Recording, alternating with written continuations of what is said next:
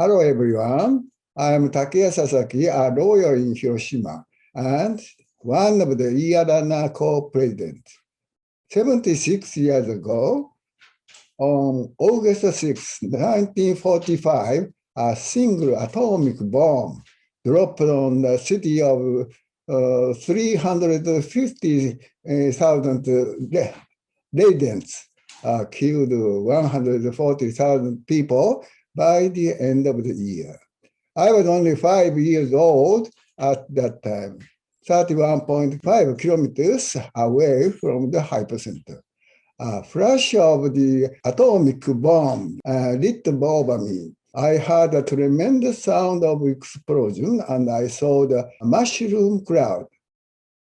Now I'm talking to you from my office, located 1.4 kilometers away from the hypocenter. Do you know the Shimoda case? It's the judgment handed down by Tokyo District Court in 1963. The first judgment that concluded that the atomic bombings were illegal under the international law. Mr. Shimoda was also 1.4 kilometers away from the hypocenter. His wife and two-year-old son survived with him. The bomb left killed on his right arms from the bad bang.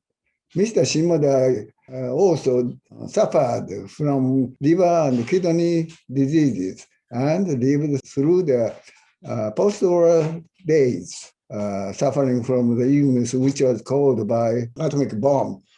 Mercilessly, the atomic bomb killed his 5 children aged 16, 12, 10, 7, and 4.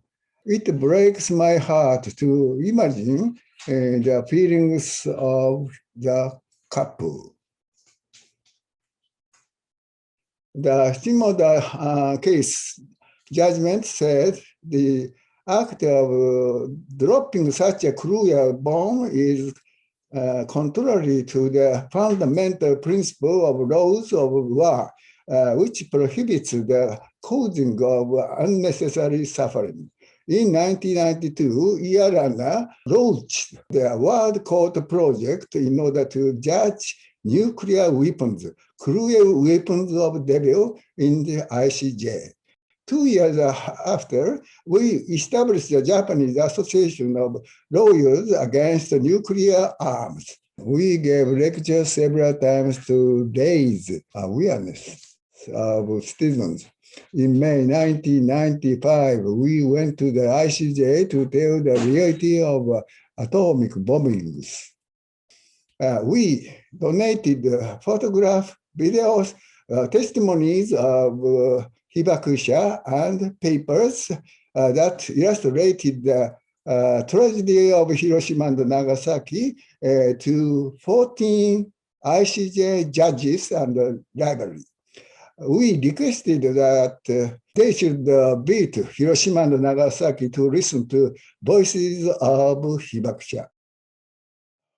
We urged the Japanese government to apply for mayors of Hiroshima and Nagasaki and Hibakusha as counsel and submit photos, the atomic bombings as evidence, but government refused it. Submission of Republic of Nauru to the ICJ stated that threat or use of nuclear weapons would be legal. Then we asked Nauru to apply for testimonies of Hiroshima and Nagasaki mayor. And then they started to do so. In September the same year, France forced nuclear testing in Mururoa Atoll, but submission by the government of Australia and New Zealand were negative. We required both governments to make them positive, and they change their submission. These moves made the government of Japan the atomic bombed country, afraid of losing its face. After all, they decided to have both mayors as council.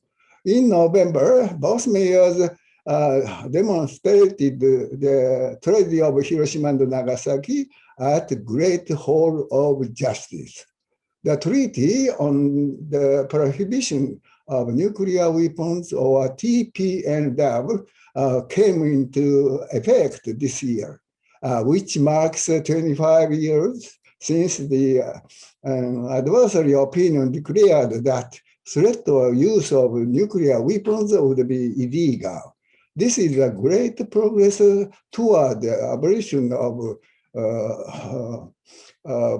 such weapons. We will urge the Japanese government, who turned their back on this treaty, to ratify it at an early day. This is decision of advisory opinion. Paragraph F of dispositive of advisory opinion states that there exists an obligation to pursue in good faith and bring to a conclusion negotiation leading to nuclear disarmament in all its aspects under the strict and effective international control. In order to bring to a conclusion, we will struggle along with you toward abolition of nuclear weapons. I look forward to the result of today's gathering. Thank you very much for watching.